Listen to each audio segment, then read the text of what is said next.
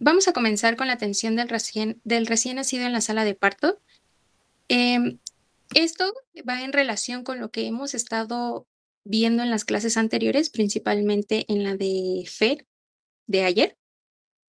Tenemos que una buena exploración física en el recién nacido va a ser elemental e indispensable para normar el criterio de salud de enfermedad, pues, del neonato, por lo que debe ser lo más completa y comprender tanto la somatometría como la exploración física y neurológica. Esta debe de ser una valoración en el menor tiempo posible y que las maniobras que se van a realizar pues sean sumamente gentiles. Aquí se los puse como pasos, se podría decir, pero pues ya en el momento de realizarlo pues es rápido, pero de manera eficiente. Vamos a comenzar que en la sala de parto la coloración de la piel del recién nacido es un signo clínico clave para evaluar su estado de salud. Vamos a tener tres tipos de coloraciones, que va a ser la coloración rosada, la cianosis generalizada y la palidez. El color rosado pues nos va a indicar una adecuada oxigenación de la sangre y función cardiorrespiratoria normal. Por lo tanto, la cianosis generalizada puede ser señal de una cardiopatía congénita importante o que hay alguna enfermedad pulmonar. Y por último, en la piel pálida o palidez puede ser una consecuencia de asfixia grave o que se esté presentando alguna anemia.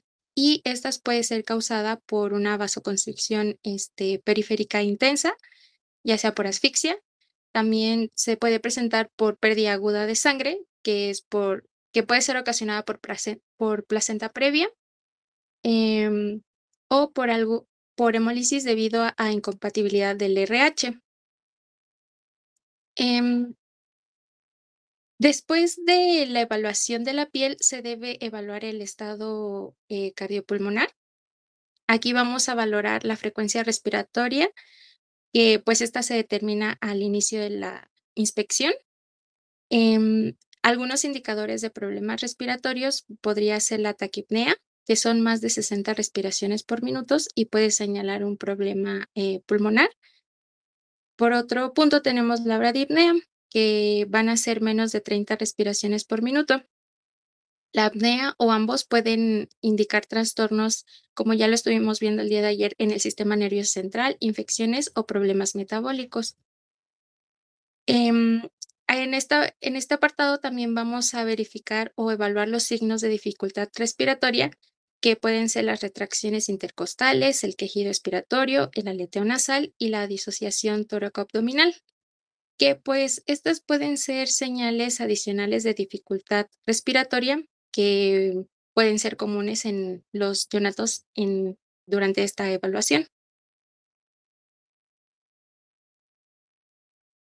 Siguiendo con esto, el siguiente punto es la auscultación del tórax.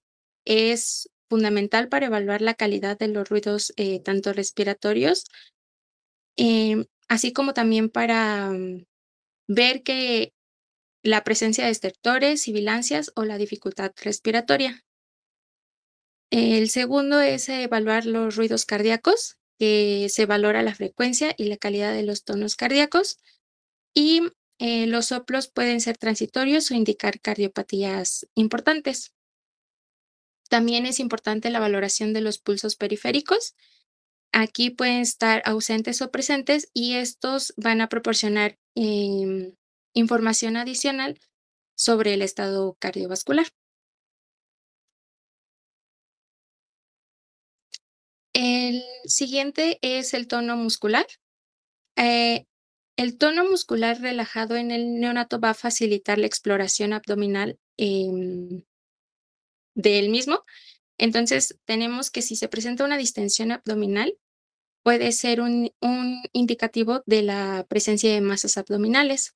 Igual si hay presencia de concavidad, puede ser un signo de hernia diafragmática.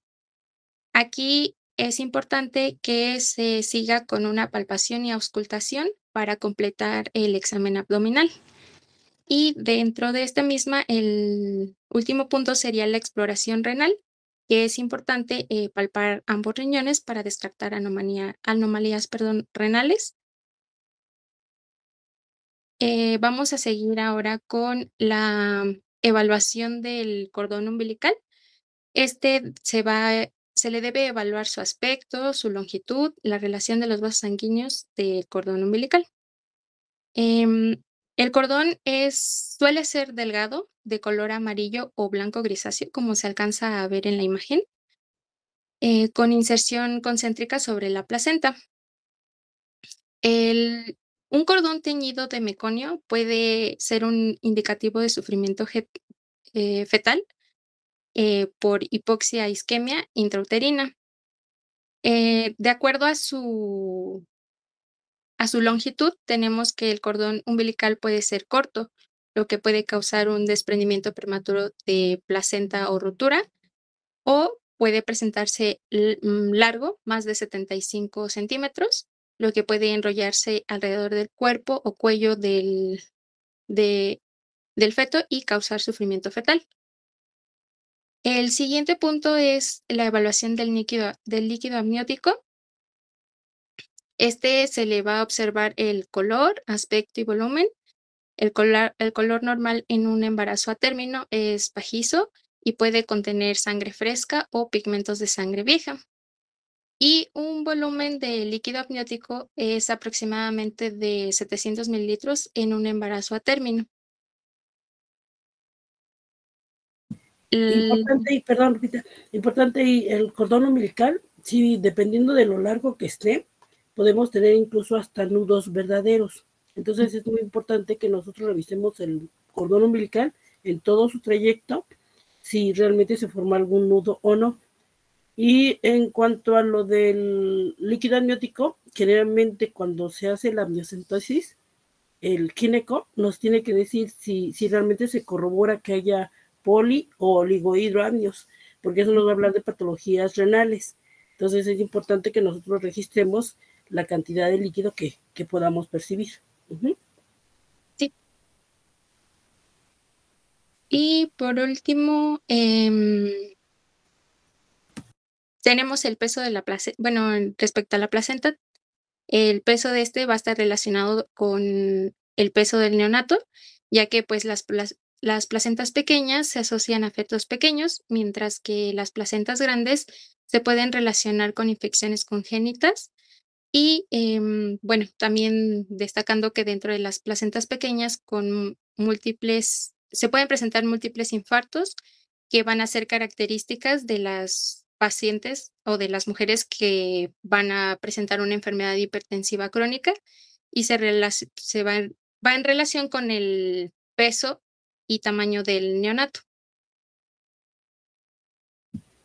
Igualmente, los infartos que tenemos en la placenta nos van a hablar de las microcalcificaciones o calcificaciones propias de tamaño considerable, y como su nombre lo dice, son infartos a nivel vascular, y eso nos puede traducir que incluso el bebé sea de bajo peso o sea desnutrido en útero, independientemente de la patología hipertensiva que pueda tener la mamá. Sí. Por último, vamos a tener la evaluación Silberman-Andersen y debe ser practicada a los 10 minutos de vida. El resultado de esta evaluación nos va a indicar la condición respiratoria del recién nacido y que si puede presentar un patrón respiratorio normal o datos clínicos de dificultad respiratoria. Igual, pues ayer estuvimos mencionando un poquito de esta evaluación. Lo ideal es que el puntaje sea de 0, que todo esté ausente para que pues nos indique que el neonato está en buenas condiciones.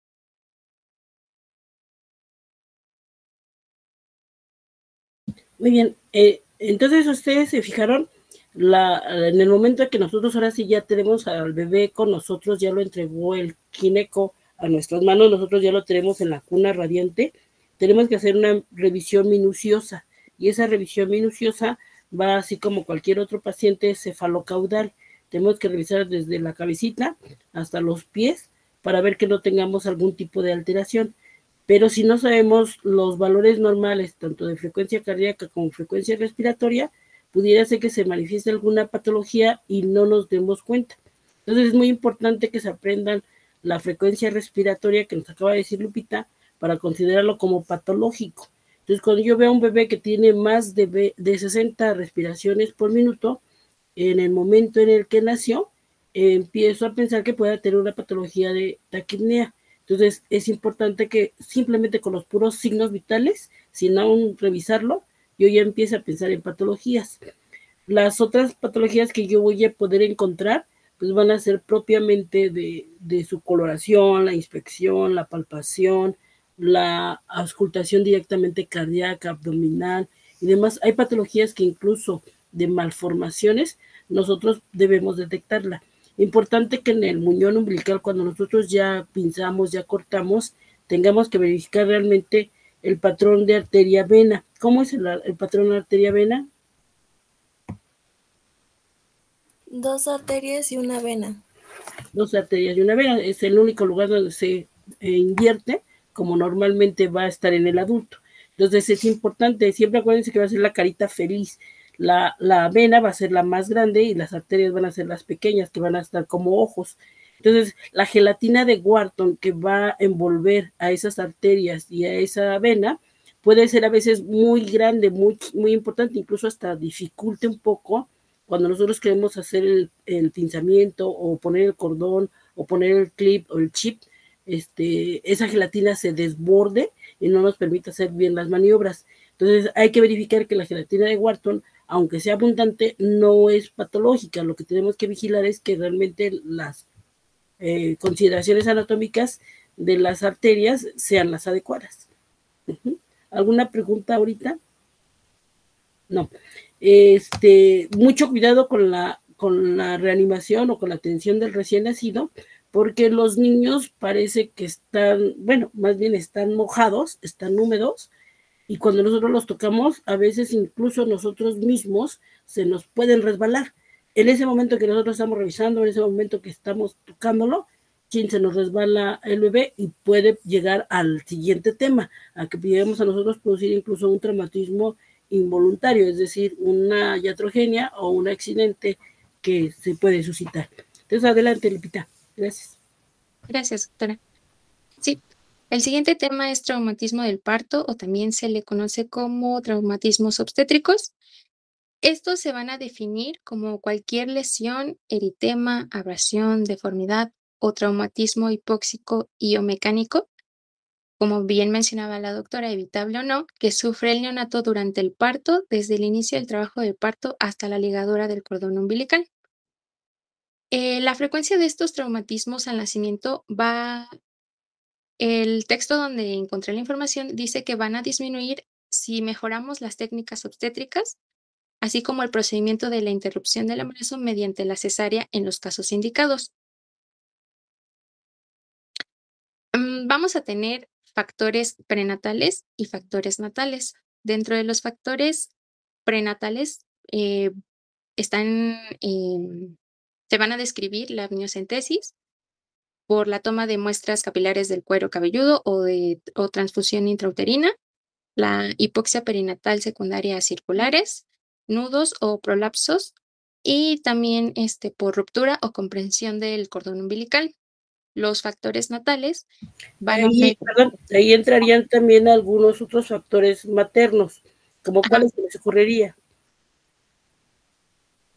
Si la mamá se accidenta, si tiene un accidente automovilístico, si se cae, si recibe un golpe, una contusión, el bebé también puede tener algún percance y tener alguno. El líquido amniótico va a amortiguar generalmente todas las caídas y los golpes, pero a veces pueden ser tan importantes que sí lleguen a lesionar al bebé. También, bueno, estaba leyendo que se podría hacer otro factor materno, la primiparidad, la talla baja y las anomalías pélvicas. ¿Y cuánto diríamos de talla baja? Podrían ser las... La población mexicana, pues somos chaparritas, al fin y al cabo. Ya ahora las nuevas generaciones son pues, niñas mucho más altas, pero generalmente nuestra estatura no rebasa más del 1,60.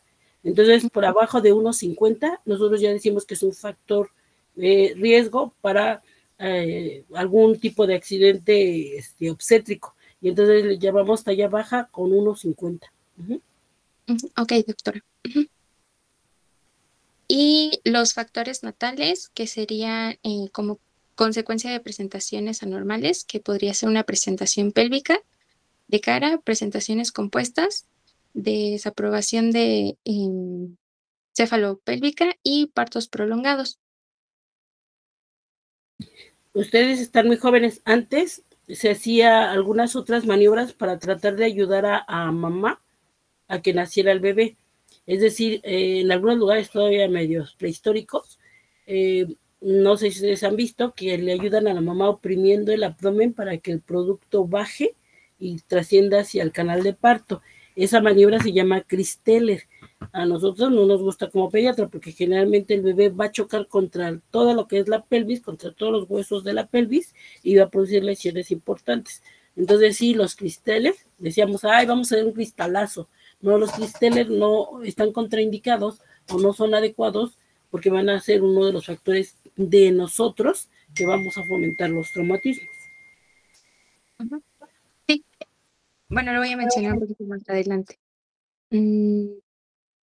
Bueno, entonces ahora sí vamos a comenzar con los tipos de traumatismo que se pueden generar.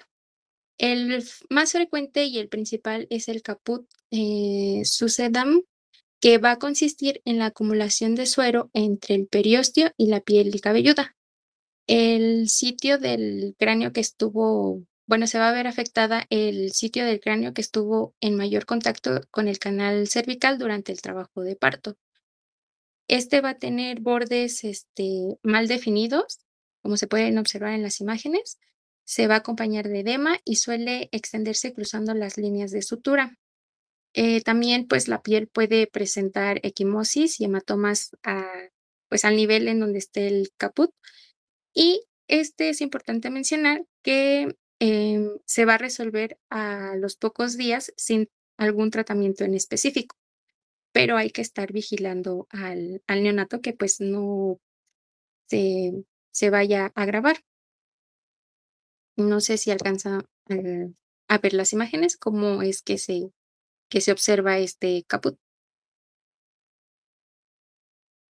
Imágenes son bonitas en particular.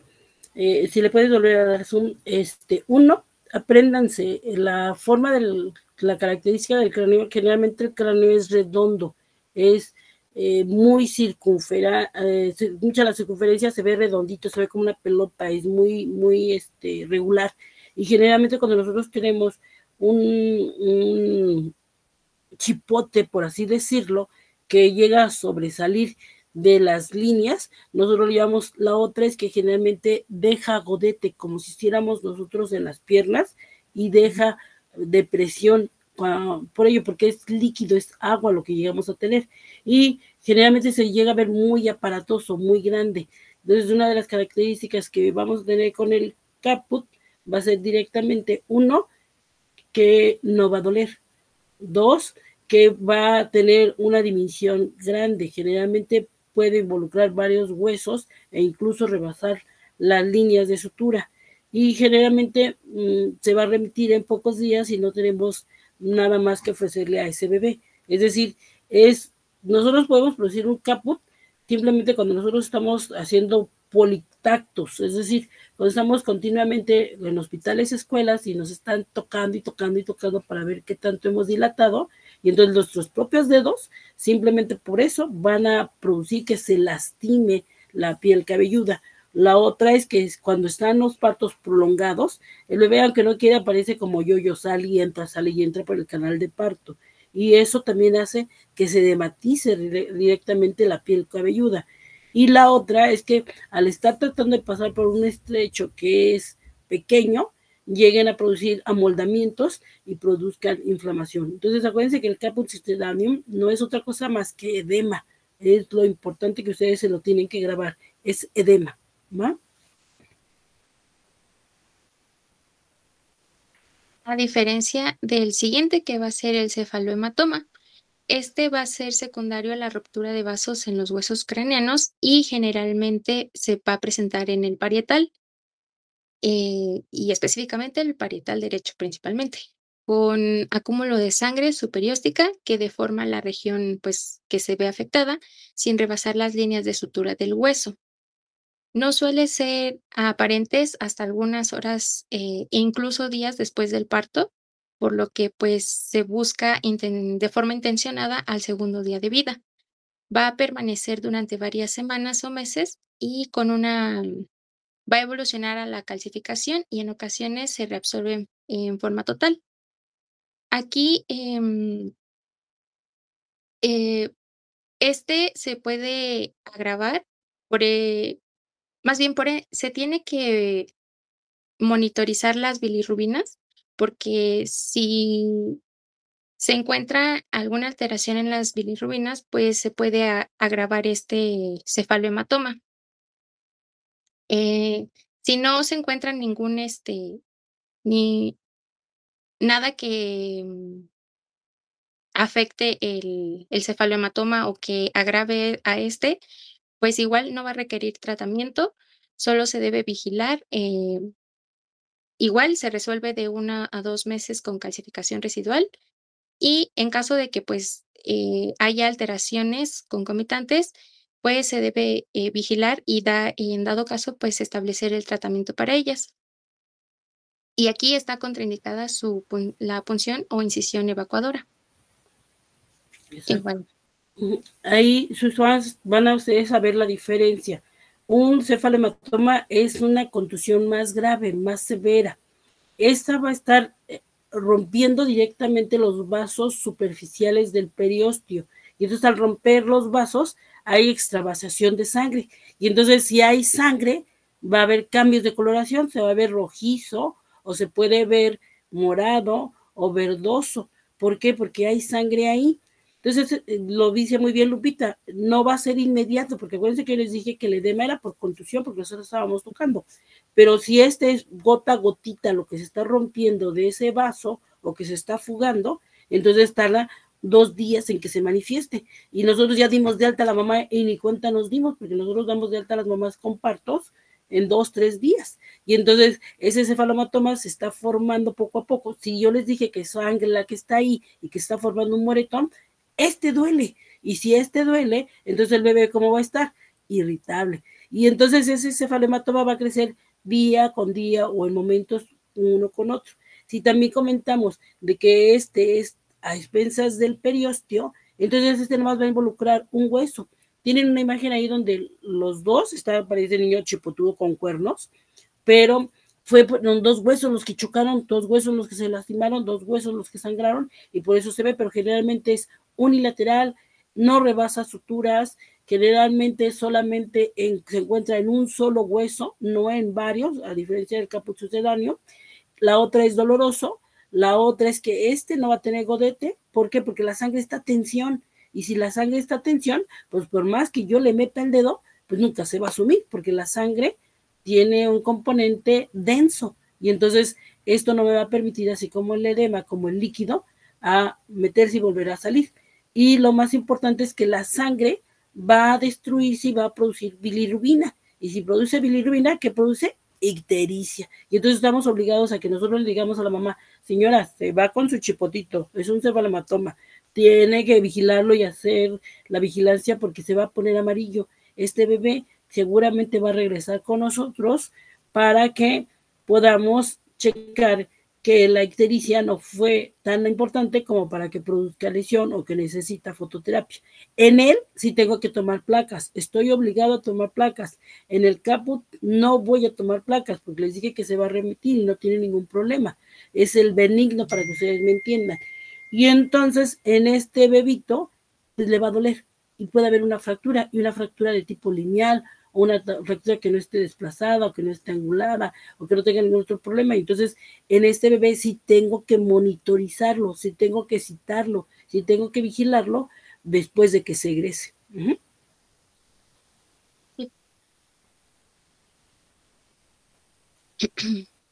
El siguiente se va a presentar con menor frecuencia, es el hematoma subglial.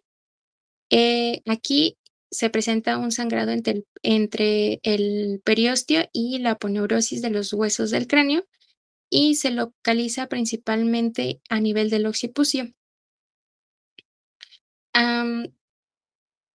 Aquí puede ser ocasionado o se presente por que se utilizaron los forceps o por lo que ya estuvimos comentando anteriormente.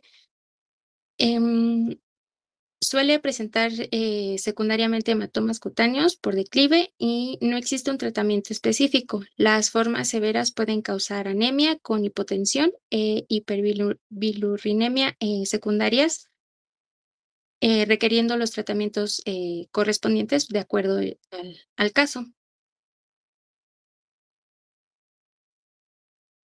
Y aquí es importante monitorizar los signos vitales, las bilirrubinas igual, y porque este hematoma puede ocasionar un choque hipovolémico, anemia, y pues ya por eso es importante que se esté vigilando y de acuerdo o sea necesario, pues dar un tratamiento correspondiente.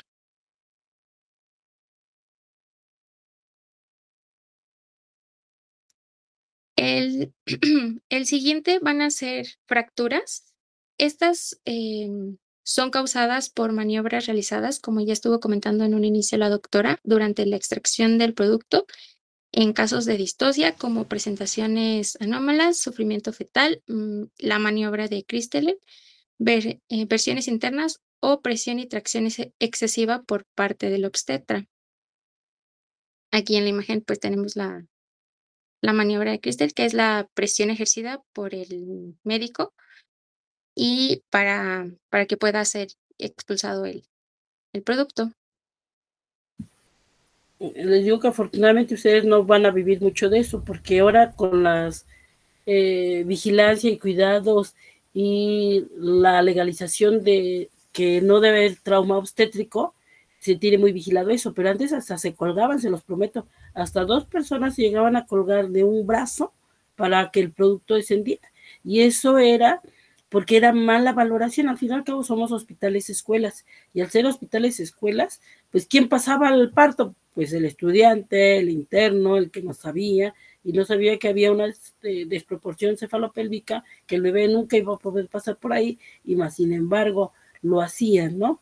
Entonces pasaba tanto en las vivas como en hospitales normales, públicos, pero lo importante es que eso producía mucha, pero mucha lesión para el producto.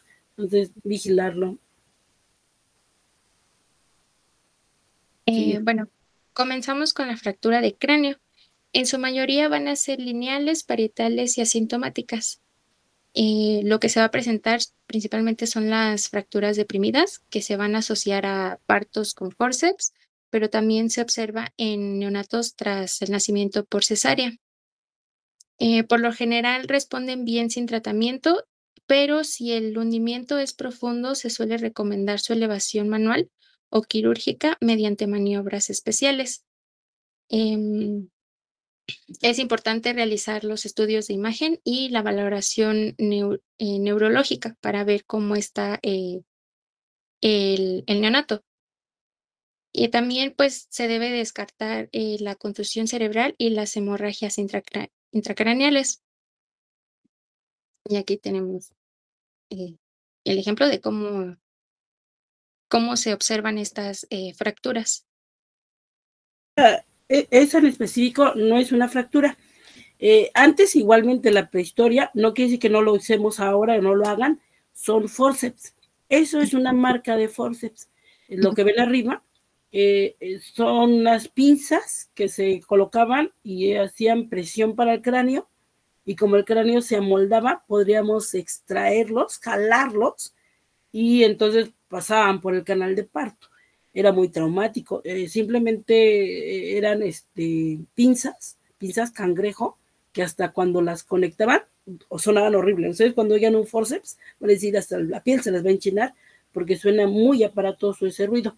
Y entonces lógicamente nosotros no veíamos más que el canal del parto, y lo poco que se podría ver en la cabeza. Entonces, una persona bien experimentada que use forceps, excelente, sabe hacerlo, pero la gran mayoría no lo sabía hacer. Entonces, el forceps quedaba frente a la carita o frente a los labios, a las orejas, y quedaban marcas de por vida. Esas no se quitaban. Entonces, era muy lamentable que cuando llegaban en cara, pues era un niño que iba a tener tu marca de toda la vida. Entonces, esa la primera es una aplicación de forceps. La segunda es una fractura que nosotros le llamamos en balón de béisbol. Es decir, es una fractura que si ustedes se fijan, está hundida y se ve redonda. Y esa fractura generalmente se llegaba a dar cuando nosotros hacíamos partos distóxicos, o se hacían pues partos distóxicos, y el bebé tenía mucho traumatismo dentro de la misma cavidad. Entonces, cuando ustedes vean un cefalematoma, están obligados a tomar placa. Cuando ustedes vean un forceps, están obligados a tomar placa para que vigilen qué tipo de lesiones pueden tener. Pero esa es una lesión. La de arriba diera la apariencia como si fuera un hundimiento, pero seguramente es el mismo edema que se produjo por el forceps. Ok, doctora, sí, está bien, gracias. La siguiente es la fractura de clavícula. Va a ser la más frecuente y va en relación con a la distocia de hombros y a partos pélvicos, incluso que sin que se lleguen a realizar maniobras especiales. Aquí se va a producir una elongación, compresión o ruptura de los plexos nerviosos correspondientes. Principalmente esta fractura es una fractura en tallo verde o incompleta y puede no afectar la motilidad y pasar desapercibida. Ya cuando llega a ser una fractura completa, se puede presentar la pseudoparálisis del brazo con el reflejo de moro asimétrico y una crepitación a la palpación.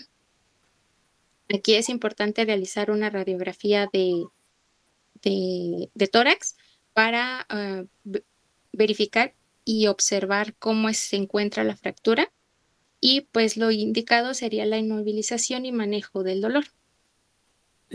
Desde el momento en que está el bebé saliendo, gracias por hacerle zoom, desde el momento que el bebé está saliendo del canal de parto, si nosotros no hacemos los movimientos propios de asinclitismo para que el bebé salga, es decir, lo giramos mal, si yo lo giro en vez de hacia el lado derecho, hacia el lado izquierdo, se atoran los hombros, y entonces al atorarse los hombros empezamos a batallar y se chocan directamente con el pubis, y es lo que llega a producir que se rompan las clavículas. Entonces nosotros somos obligados que independientemente de que seamos ginecos o pediatras, a revisar cuando nace un bebé el cuello. Tenemos que revisar el cuello y ver si realmente nuestras clavículas chasquean o se sienten asimétricas o hay dolor. No va a haber cambios de coloración todavía porque acaba de nacer, pero después se pueden poner muy rojas o moradas o verdosas. Entonces yo lo que tengo que ver es que realmente qué tanto le duele al bebé. El moro no debe ser doloroso en nadie. Si el moro es incompleto o el moro es doloroso, va. La primera imagen que tiene ahí Lupita es una fractura en rama verde. Los niños hacen fracturas en rama verde porque todavía no tienen una osteogénesis completa, y entonces generalmente hacen lesiones que son en zigzag y que no se alcanzan a ver, y a veces nosotros podemos ver esa imagen, grábensela así, métanla en el chip más interno de su cerebro, porque son imágenes que nosotros vamos a tener por una placa mal rotada o que no esté en buenas condiciones de calidad y nos haga dudar. Entonces tenemos que vigilar muchísimo esa imagen. La otra es muy fácil, es decir, todo el mundo podría hacer la imagen de abajo, porque es una fractura que está cabalgada, que se desplazó y que lógicamente veo la continuidad del mismo. Este tema realmente es un tema como de terror para ustedes, porque son los que se van a ir al servicio y son los que tienen que aprender que todo esto podemos nosotros evitarlo y debemos de evitarlo, porque muchos de ellos son parte de las mismas condiciones en la atención del trabajo de parto.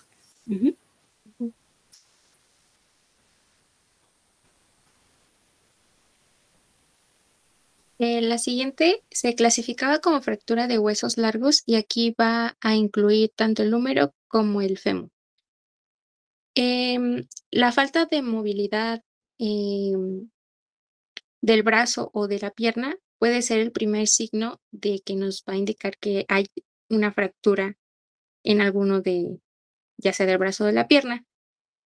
Posteriormente, la inflamación local y el dolor a la movilización van a complementar el cuadro indicativo de esta fractura. El tratamiento para húmero es la inmovilización del brazo con vendaje al tórax, pegado al tórax, perdón, o con férula durante de 2 a 4 semanas. Para el fémur va a realizar pues la tracción, suspensión y en el hecho de la escayola de ambas extremidades durante 4 semanas. Y pues bueno, se debe de, pues, de seguir evaluando. Igual aquí tenemos las imágenes de las fracturas de fémur. Lo primero que ustedes van a ver es que el bebé llora. Entonces le está avisando, chin, el bebé llora de todo, porque se hizo pipí, porque tiene frío, porque tiene hambre, porque todo dice rec, ¿no? Entonces, si ese bebé está llorando en una forma irritable, es decir, un llanto doloroso, tenemos que buscar por dónde es. Lo primero que vamos a ver es que no va a mover la extremidad. No la va a mover porque le duele. ¿Alguna de ustedes se ha fracturado? Digo alguna porque no veo ningún hombre. Fabián estaba ahí conectado, creo, ¿no? No sé. Bueno, es un dolor muy importante, es muy intenso. Ahora imagínense en un bebé en el que el umbral es mucho más alto que el de nosotros para el dolor, entonces va a limitar el movimiento, y al limitar el movimiento es la forma en la que nos vamos a dar cuenta. A veces dice la mamá, llega 1 o 2 días después y dice, ay, es que no quiere mover su piecito, y yo siento que cuando lo cambio, le duele, y entonces es la forma en la que nos decimos, bueno, a ver, déjeme ver, tomamos la placa y chin se ve. No vamos a tener una deformidad como tal porque los niños son regordetes, es decir, tienen mucho panículo adiposo, y para nosotros es difícil que podamos palpar directamente todo el trayecto del hueso. Entonces es importante que se hagan, cuando hacemos las maniobras de luxación de cadera, nosotros nos vamos a poder dar cuenta si algo más hay por ahí. Entonces es muy importante que revisemos brazos, piernas y que podamos detectar cualquier tipo de lesión ósea. El siguiente van a ser traumatismos de los nervios periféricos, que pues van a ser lesiones ocasionadas al practicar maniobras, que estas van a producir una elongación, compresión o una ruptura de los plexos nerviosos correspondientes.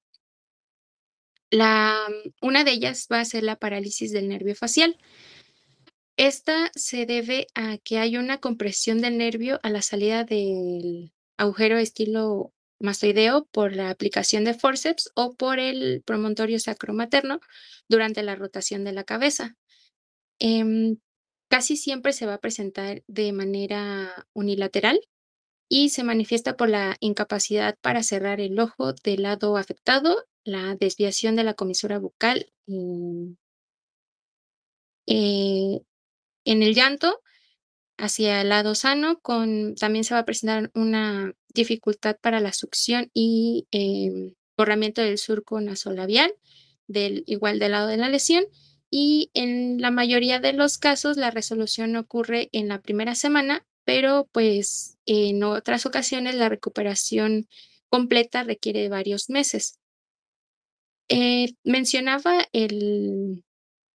uno de los artículos que cuando persiste por más de 7 a 10 días es necesario consultar al neurólogo para la protección ocular. Exacto, es decir, va a haber parálisis del nervio facial y pueden ser congénitos, no traumáticos. ¿Qué quiere decir eso? Que lo primero que vamos a pensar es que sí, fue un trauma, ya sea porque en el canal de parto, porque pusimos forces, porque se manipuló, por lo que sea.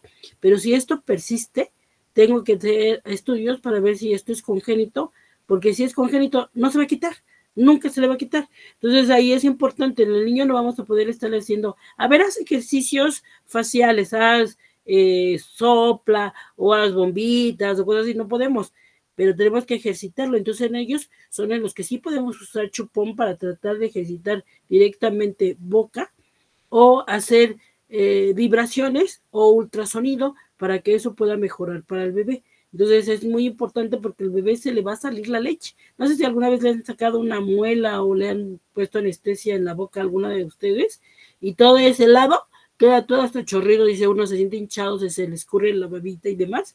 Lo mismo pasa con el bebé, no tiene coordinación. Entonces tengo que vigilar muchísimo el peso de ese bebé y que la mamá, si es primeriza, tenga una buena técnica con buen agarre, porque si no el bebé se me va a afectar en electrolitos o se me va a deshidratar. Y pues esto es lo que les mencionaba, que va a presentar el neonato en el lado afectado, pues no va a lograr arrugar la frente, no cierra el párpado, hay una comisura nasogeniana parcialmente borrada y las comisuras labiales fijas y pues lo más notorio es que la boca se desvía al llorar.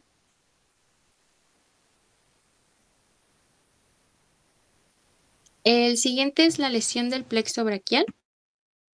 Pues se va a presentar en niños hipertróficos con distocia de hombros o cuando tienen una presentación pélvica con dificultad para la extracción de la cabeza. Puede presentarse parálisis del plexo braquial superior o de Erdutschen por lesión a nivel de C5 y C6, que va a constituir la mayor parte de las parálisis braquiales, aproximadamente el 90% de ellas. Generalmente son unilaterales y a la exploración del bebé se va a observar el brazo afectado con rotación interna, el antebrazo con extensión y pronación y la mano en flexión. También hay ausencia de la movilidad espontánea y ausencia de los reflejos osteotendinosos y el moro asimétrico. Y eso que les comento, que es así, se observa en esta y esta. Entonces ahí la mamá va a llegar con nosotros y nos va a decir, es que no mueve una manita. Y generalmente no, tampoco va a ser inmediata. Con nosotros, si somos muy minuciosos, sí lo vamos a detectar antes de que se vaya la mamá. Pero si no, regresa con nosotros y dice, no, es que no mueve la manita, está muy floja. Y ustedes van a ver que el tono va a estar disminuido, que los reflejos osteotendinosos van a estar disminuidos. Incluso hasta la piel puede ser un poquito más fría que con respecto al otro lado. Ahí tenemos que descartar también patologías de tipo esterocleidomastoideo, que no sean patologías de tipo complejas por una distocia compleja, es decir, compuesta, que es haber quedado la mano junto con la cabeza. Y entonces al quedarse la manita con la cabeza, al sacarla, pues elongamos el plexo y llegamos a producir incluso una tortícolis y tenemos que vigilar también el cuello.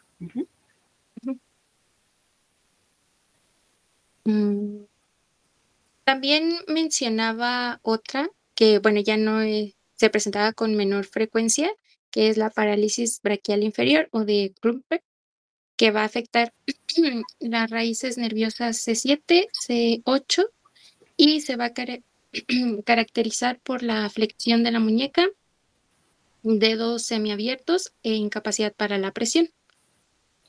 Ok, acuérdense que ERPS le dicen que es la mano del mesero. La mano del mesero, hagan de cuenta que lleva su charola y en la charola lleva los platos y lo que llegara a llevar y entonces la mano va viendo hacia arriba, hacia el cielo. Y en cambio la de Klumper, la mano va hacia abajo porque son terminaciones bajas. Y entonces cuando mi mano está tocando directamente la parte posterior, entonces ya le llamamos de Klumper. Pero para fines prácticos, ustedes lo que tienen que aprender es que ese brazo no se mueve y que yo veo que mis reflejos están abolidos o disminuidos. Ahora vamos a pasar a las siguientes, que son las lesiones de tejidos blandos. Lo que se mencionaba principalmente aquí que se va a presentar en los neonatos son las petequias y equimosis, que van a ser las marcas más comunes, que son la consecuencia de las fuerzas del parto sobre el feto y suelen recuperarse con rapidez en todo caso, pues pueden llegar a provocar, a producir una ictericia por sobrecarga.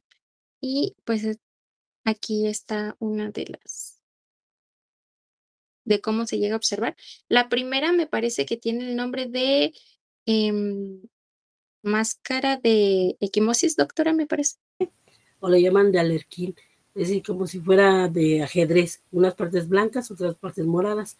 Entonces, si eso es por traumatismo, lo que les decía yo, cuando los niños vienen en presentación de cara, yo no toco la cabeza, no toco las fontanelas, lo que toco es la cara. Y cada vez que le estoy haciendo tacto y tacto y tacto, produzco lesiones en cara, ya sea en conjuntivas, ya sea en ojos propiamente, o en toda la fascia. Ujú. Los siguientes, en estas son, las primeras imágenes son por la utilización de forceps. Aquí es una herida por bisturí, estas dos imágenes. Y esta, no recuerdo cuál era, doctora. La de arriba es una contusión en ojo, es decir, fue un traumatismo ocular. Lo que les digo, que a veces podemos estar picando y demás. Las cesáreas nosotros diríamos, ay, es bien fácil, ¿no? Es decir, el niño va a sufrir menos y no vamos a tener problemas. El problema es de que si nosotros no estamos experimentados, vuelvo a lo mismo, somos hospitales escuela, entonces podemos llegar a hacer algún tipo de iatrogenia no voluntaria. Y entonces poner alguna pinza, poner algún equipo, algún instrumental quirúrgico, podemos producir contusiones en cara, propiamente en el globo ocular. Y entonces si le das un poquito de zoom, está equimótico, incluso puede haber fracturas de lo que es la órbita, entonces tenemos que tomar plaquitas para ello. A veces solamente son contusiones en ojo y solamente tengo la conjuntiva hiperémica, es decir, tengo hiperemia y nada más, pero a veces sí son tan aparatosas que llegamos a fracturar. Y en las de abajo ustedes podrían decir, ay, no, eso no pasa. Sí, cuando no somos tan experimentados, cuando hacemos el corte con bisturí, ¡shum!, cortamos útero y ¿qué creen? Nos llevamos al niño. Entonces, sí puede ser frecuente que llegue a pasar y dependiendo dónde hicimos el corte, pues fue lo que llegó. Entonces, estas están muy aparatosas porque se ven casi es medio cráneo lo que se llevaron ahí, ¿no? Pero sí llega a pasar.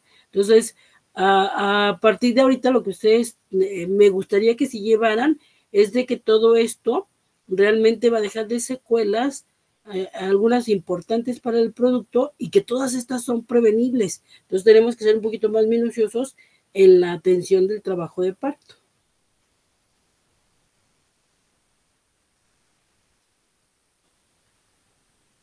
Listo, Lupita.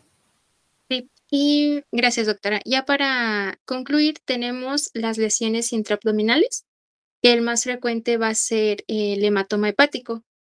Este se asocia principalmente a niños grandes y o a parto pélvico. También está en relación con las maniobras forzadas de reanimación, lo que comentaba, pues a un inicio. Aquí, pues, las roturas hepáticas suelen sellarse, por la cápsula, perdón, de Gleason y va, en determinado la aparición de un hematoma subescapular, no, hematoma subcasular, perdón. Puede haber clínica generalmente entre el primero y el tercer día con una anemia variable, al igual que, pues, puede presentar ictericia por reabsorción del hematoma.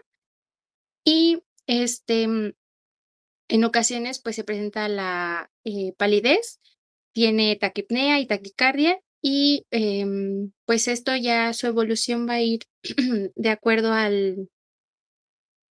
cómo se haya presentado el hematoma. Sí, a la gravedad del mismo, ¿no? Ujú.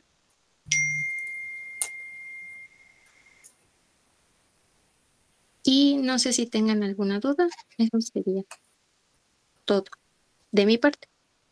Muy bien, Lupita, gracias. Muy bien tu presentación.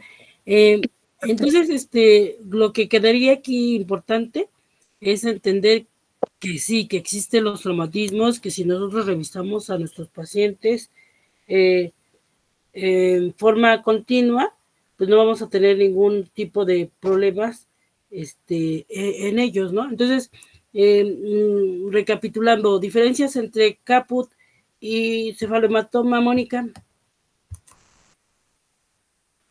Que el cefalohematoma es más grave, que rompe los vasitos superficiales, a comparación del caput, que se vuelve a la normalidad. ¿Qué otra característica tiene? El caput es por edema y no duele. Y el cefalohematoma sí duele y se ve, y bueno, no tiene signo de Godet. Muy bien. Involucra un solo hueso y el caput y no es necesario la placa. ¿Sí? Eso grábenselo bien. Cuando los niños después tienen convulsiones o tienen epilepsia, llegan a tener ese antecedente. Entonces, cuando nosotros hacemos la historia clínica, que se acuerdan que preguntábamos, a veces es necesario llegar a preguntar eso. Las fracturas de clavícula, ¿existe alguna en especial que se fracture más que otra?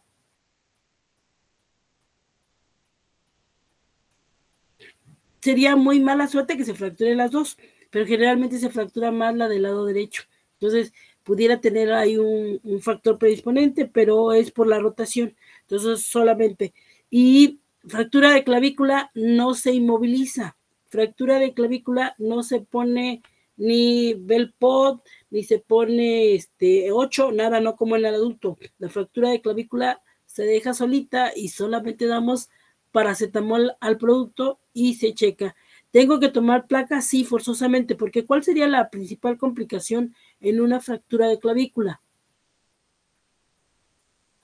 Mari.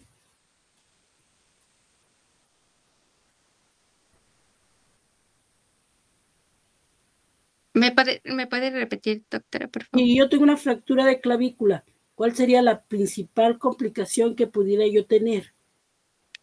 ¿Podría ser lo del plexo? Un poquito lejos el plexo, porque el cuello está el plexo, es decir, en las cervicales está el plexo, entonces la clavícula queda protegida porque ya es tórax, no entraría mucho por ahí. Es decir, sí, por ahí pasa el plexo, pero no. ¿Cuál, perdón? ¿Quién dijo? ¿Quién dijo yo? ¿Una simetría?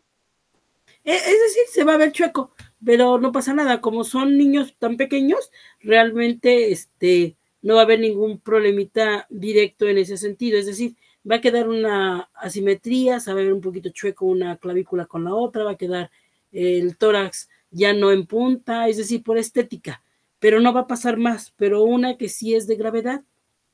Sería ¿Vale? Perdón, Mari. ¿No era? Bueno, la había comentado la parálisis la pseudoparálisis del brazo.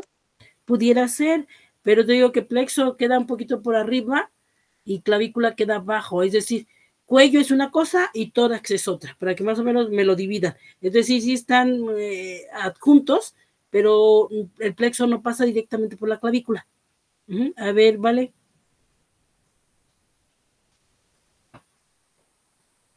Sí hay Valeria, ¿no? Valeria, Selene, Fabián. Ajá, sí, yo. Que no me sé los nombres, perdónenme. Es que le había entendido Vane. No, Valeria. No, es que no hay nadie más. ¿Alguna perforación de un vaso? Ibas bien hasta que dijiste vaso. Va a ser perforación en pulmón, neumotórax.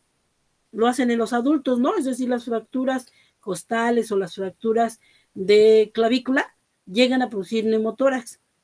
Y entonces eso es una de las complicaciones que más llegamos a tener. Y a veces el niño empieza con dificultad respiratoria, empieza a ponerse cianótico y demás, y no sabemos por qué fue. Y puede ser que sea por un neumotórax. ¿De qué te ríes, Vale? Es que estábamos comentando de qué era y yo había comentado con mis compañeras que había sido perforación de pulmón. Entonces me dio risa que usted dijo que es esa porque me dijeron que no. Entonces por eso me estaba riendo. Acuérdense que, ¿cómo se llama? Sí es bueno que ustedes platiquen, pero aviéntense, es decir, mejor que se equivoquen conmigo y no que se equivoquen en la vida. Entonces sí, un neumotórax es lo principal que se llega a tener, que se perfore directamente la pleura y que tengamos complicación directamente, no en el pulmón como tal, sino, pero en la pleura. Y entonces tengo que ver cómo está ese tórax, tomo un tórax óseo y checo que realmente esa clavícula no haya haber perforado, porque les dije que a veces se angulaba, les dije que a veces se desplazaba. Y entonces si se angula, pues ¿para dónde se va a angular? Pues para el tórax, para adentro. Y entonces si se angula para adentro, pues va a llegar a producir un neumotórax. Entonces, importante con las clavículas, importante que le digamos a la mamá que no hay que ponerle ningún vendaje a ese bebé porque van a llegar vendados. Entonces, está contraindicado los vendajes para esos bebés. Tengo un problema de tipo, mi bebé llega y llega con crisis convulsivas a los 2 días de vida, con un cefalohematoma parietal derecho de 3 centímetros por 3 y presentó aparentemente crisis convulsivas. La mamá lo refiere como un movimiento de chupeteo constante que dura más de 2 minutos.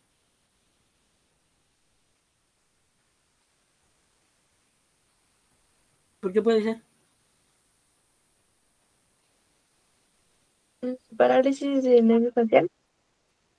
Está convulsionando y entonces seguramente es por el mismo cefalohematoma, es decir, tengo que ver si no hubo una fractura que se anguló, que se desplazó, que hubo hemorragia interna y que por eso el niño tengo las convulsiones.